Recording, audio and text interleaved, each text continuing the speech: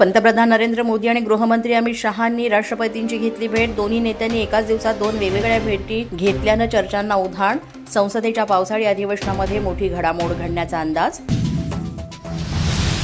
Pune police आयुक्तालयामध्ये पोलिसांवर कारवाईची मागणी करणाऱ्या तरुणींना भेटण्यासाठी वंचित बहुजन आघाडीच्या अंजली आंबेडकर आणि सुजाता आंबेडकर दाखल। अंजली आंबेडकरांनी पीडित तरुणींची व्यथा घेतली जाणून।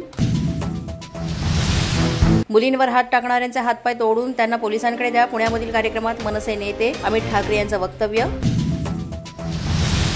मुंबईमध्ये राज ठाकरे यांच्या उपस्थितीमध्ये मनसेचा मेळावा। सकाळी 10 वाजता वांद्रेमधील रंगशाला सभागृहात मेळाव्याचं आयोजन।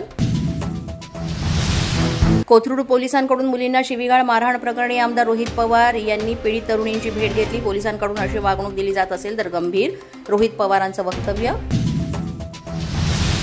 कायदा म्हणजे कायदाच असतो आणि तो सगळ्यांसाठी सारखा असला पाहिजे। पुण्यामधील घटनेवर वंचित बहुजन आघाडीचे नेते प्रकाश आंबेडकर यांची प्रतिक्रिया।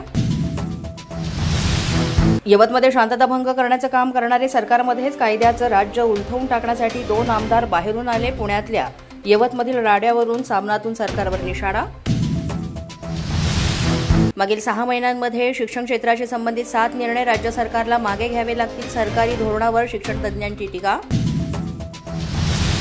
7 ऑगस्टला उद्धव ठाकरेंचा गांधी कुटुंबासोबत डिनर। राहुल गांधी, सोनिया गांधी, प्रियांका गांधी यांच्यासोबत उद्धव ठाकरे करणार डिनर। 7 ऑगस्टला उद्धव ठाकरे दिल्लीमध्ये इंडिया आघाडीच्या बैठकीसाठी जाणार।